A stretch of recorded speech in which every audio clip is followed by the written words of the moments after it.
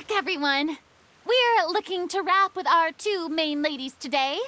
I can already smell our success. What do you mean, looking to wrap? Oh, aren't you the expert now?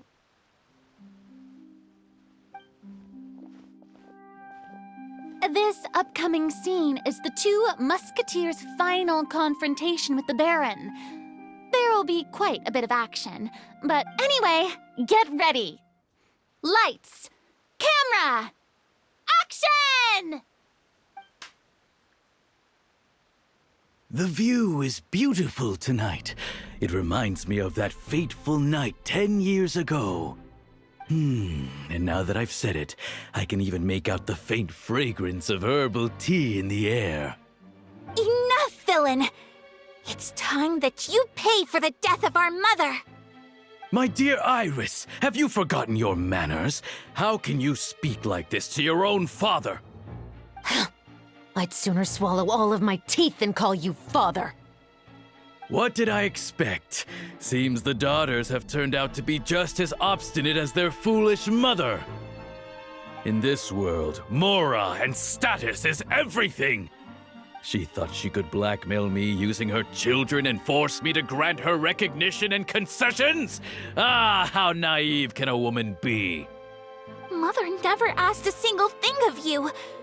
All she wished was for us to live a peaceful life, just like the others. It was you who personally brewed the poison of prejudice and sent Mother to her death. Compared to that deadly poison, the 2 bullets that will soon pierce through your heart will be like sweet mercy. And that's exactly why I said you're just as naive as her. Did you really think 2 muskets would be enough to defeat me? So let's see. What is stronger, Mora and power, or the 2 muskets in your hands? Get them! Tulip! There are too many of them! It'll be okay. We'll cover each other, Iris. And Mother will be watching over us, too.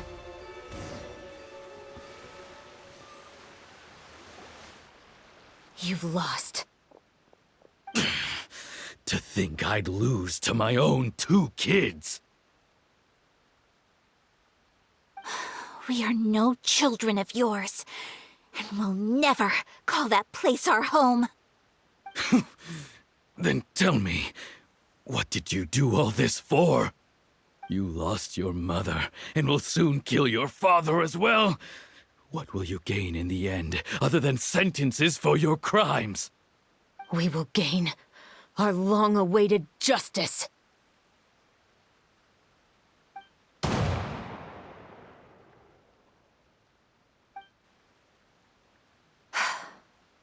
It's over. Finally, it's over.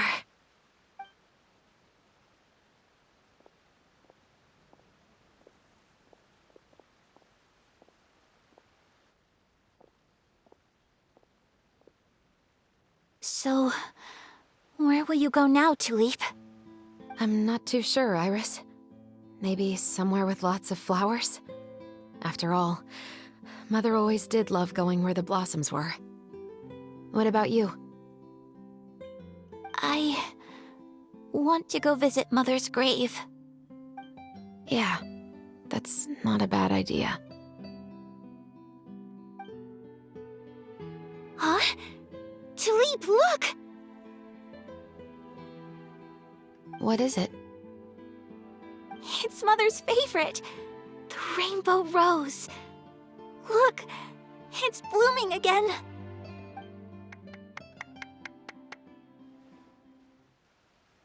Excellent!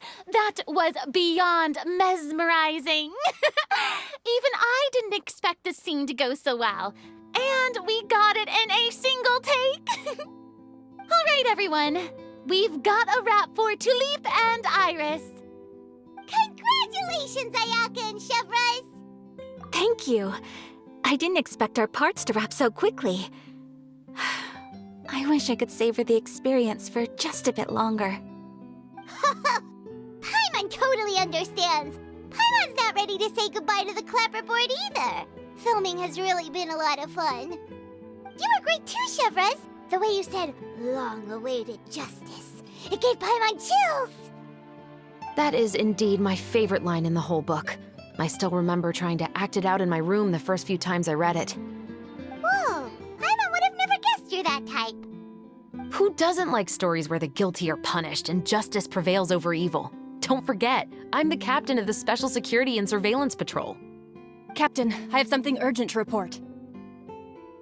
Please excuse me, everyone. I'll be back in just a moment.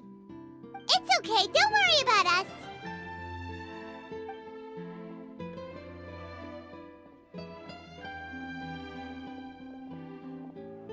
Oh? Was she whisked away by work already? I was just about to tell her how great she did. It seemed like some urgent official business. Then perhaps we should thank the stars that we were able to wrap both of your parts so quickly today. Switching around the filming schedule would have been a real pain. Anyway, I actually came over to let everyone know that we're all done for today. You can go home and get some rest. And one last thing, Miss Ayaka.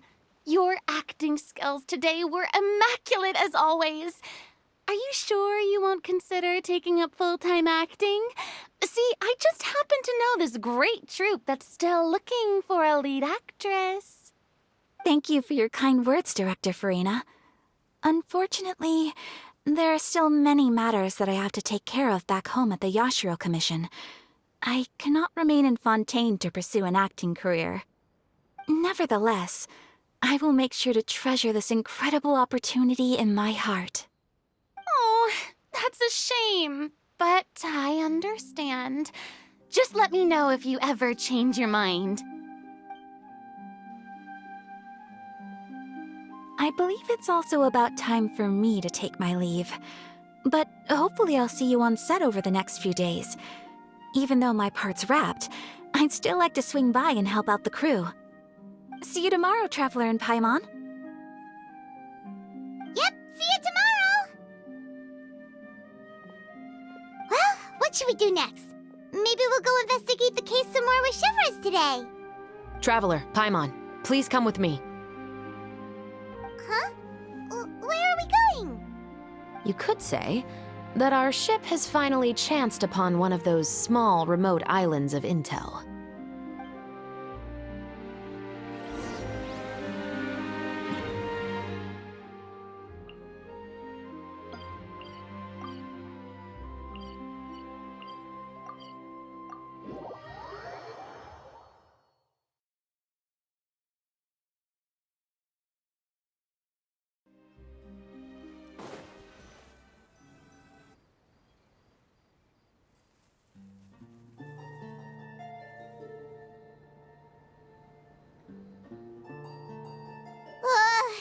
Paimon's exhausted. Paimon definitely didn't expect having to float this far after a full day of filming. So, Chevres, why did you take us here? Affirmative. It wasn't anything conclusive, but it should show us a clear way forward. Have you ever heard of someone by the name of Emily? Oh, you mean that famous perfumer? She's a good friend of mine. She's lent me her aid several times in the past to resolve some difficult cases. After I discovered the rainbow rose at the scene of the murder, I sent it to her. After all, she's probably the foremost expert on flowers and scents in all of Fontaine. And then? There was nothing remarkable about the flower or the trace amounts of soil left on it. But according to Emily, the rainbow rose left by the killer was derived from a very rare cultivar. Huh. Paimon didn't know that there were different varieties of rainbow rose. Paimon just thought they grew everywhere in the wild. Flowers that are deliberately cultivated will always show some different features from those that bloom in the wild. We already knew that the rose left at the scene belonged to a special cultivar, but with Emily's expertise, we were able to pinpoint the place where it was first picked from. Oh, Paimon gets it now. So whoever first planted that rainbow rose was probably the killer. Precisely. And after we checked what we learned against some sales records from the past, we discovered that there's only one person in all of Fontaine who could grow and sell this specific cultivar. Really? And who is it? It's the novelist. But didn't you say he had an alibi? To be clear, I haven't changed my mind about him. I still don't think he was the one who pulled the trigger. However, that doesn't mean the true culprit never visited him at his home or never purchased a rainbow rose from his garden. Whatever the case, we will have to confirm a number of things with him. So you mean the next place we need to go is... Yes, we're going to pay him a visit at his...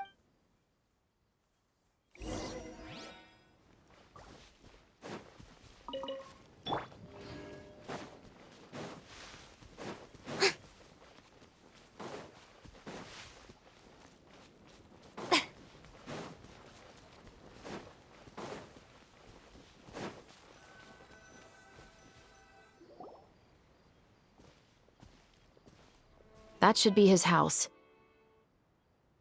There are so many Gardamex stationed around the place. That's pretty unusual, right? According to what he told me last time we spoke, he hired them so he won't be harassed or disturbed. Huh. So there are a lot of flowers in his garden, but Paimon doesn't think we'll be able to pick one without alerting the Gardamex.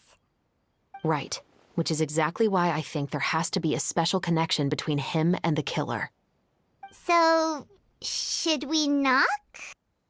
Just wait here for now. I'd like to take care of a number of those Gardamex first.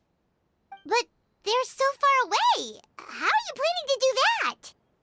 Don't forget, Paimon, I'm actually the real-life captain of the Musketeers.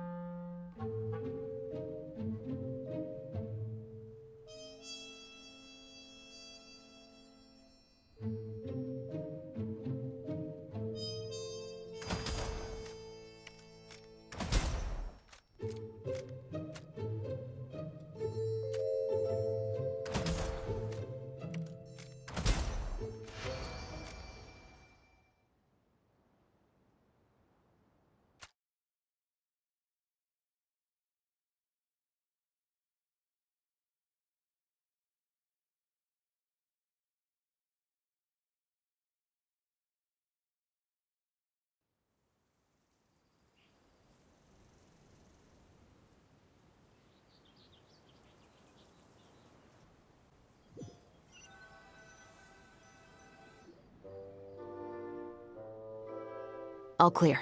Let's go. Wait! Paimon's a little nervous now that we know he could be the killer. Can we go over our plan of action again? I'll go knock on the door and make sure it's safe inside. Once we're sure that we're in the clear, I'll ask him to come with us for a quick round of questioning at the guard's headquarters. But can't we just arrest him? We still have no evidence that he's the killer, or that he lent the killer any direct aid. Still, it would be appreciated if you could pick a rainbow rose from his garden for me while I'm talking to him. It'll help the Marashose Phantom confirm Emily's theory. Sure, no problem. Just be careful, Chevres.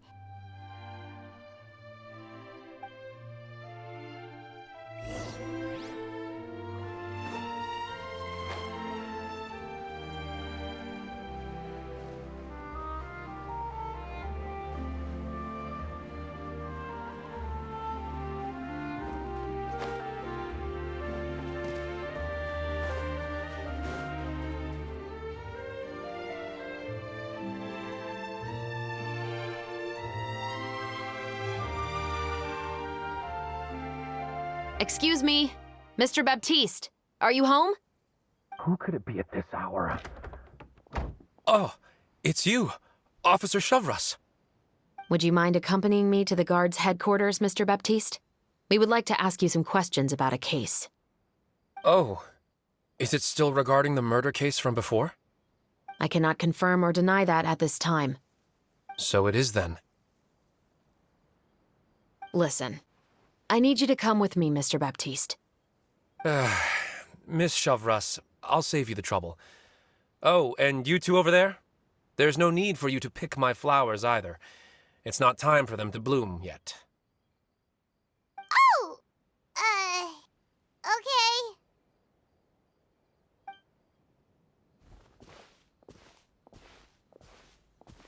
By saving me the trouble, you mean... I will confess.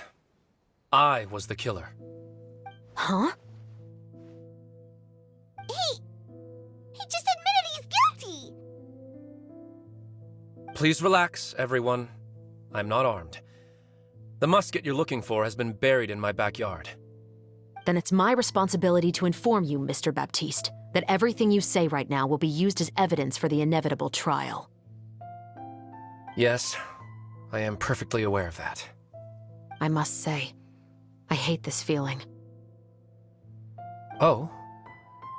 Is it because I confessed? Or because you've been proven wrong? Both, I suppose. For the same reason as the one I wrote out in my novel, of course. I did it to exact revenge. I know you haven't figured out the link between the two of us. Had you done so, I'd have been taken away to the headquarters a long time ago. But that won't stop me from always remembering his grotesque face. After all, he was the one who killed my mother. Your mother is still healthy and well. You know, I was adopted as a child. I was referring to my birth mother. That was never recorded in the orphanage's records. Please forgive a 6-year-old child for concocting some lies to protect himself after watching his mother die right in front of him. So, your novel, it was like a record of your life? No, of course not. It was a work of fiction with many embellished parts. But I am indeed the illegitimate son of a wealthy and influential man who abused his power to murder my mother.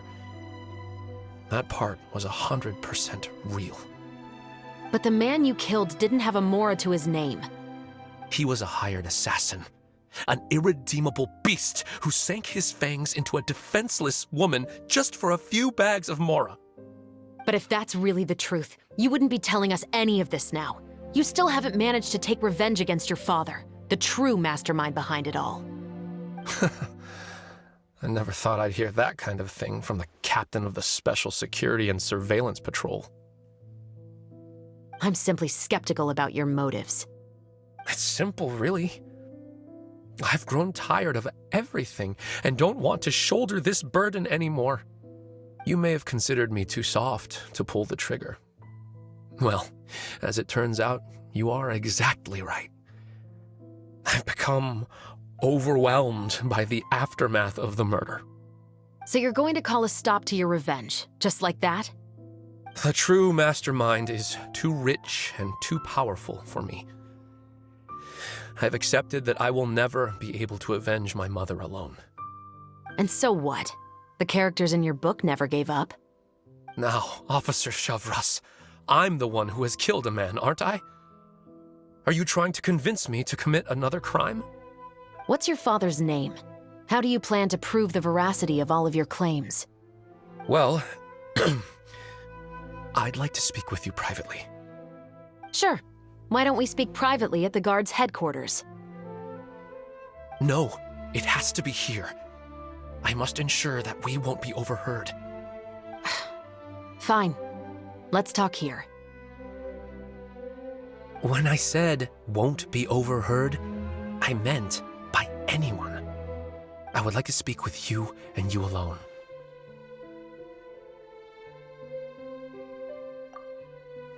Thanks. I appreciate it. Please stay safe, Shavras.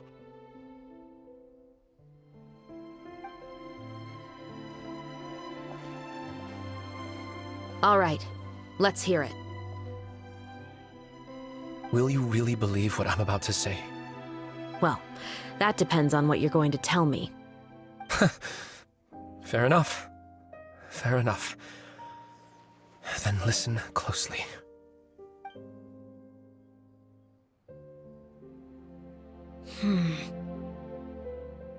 So that's how it's all connected. So, it seems you believe me after all. Do you want me to go public with this? No, of course not. At least, not right now. Then why did you bother telling me? You've read my work. What do you think? Even if you were to go public with all of this right now, he'd simply deny everything. It's been too long. Almost 20 years. Anything that could be used as evidence has long faded away. Even if there might have been a solitary island of truth once upon a time, it has long sunk beneath the waves by now. Justice will never find him. Not if you don't try. I know that as the captain of the Special Security and Surveillance Patrol, you will always stand on the side of justice. But do you really think a cushy life in prison really constitutes justice for him? I bet he could lead an extremely comfortable life in the fortress of Meripede. What are you trying to say? I've been observing you from a distance. Your portrayal of the musketeer was exquisite. Pull the trigger of justice against him. Let the villain get what he deserves. You want me to let you go so you may complete your revenge? No, Officer Chavras. I know that would be impossible. No. What I'd like is for you to perform the deed on my behalf. Oh, Chevra sure is taking her time. What could they be talking about anyway? Oh, Paimon's worried. What if he decided to attack her? Oh, you do have a point. Still, do you have any idea who the rich person might be? And why the novelist doesn't want us to hear what he's saying to Chevras? Sorry to keep you waiting, you two. Hey, how did your talk go? I've already sent someone to escort Baptiste back to the headquarters for questioning. He wasn't lying about the musket. It was indeed buried in his backyard. But what about the name? Did he tell you the name of the rich guy? Yes, he did. But for now, I have to return to the Special Patrol. There are still a few loose ends I need to tie up.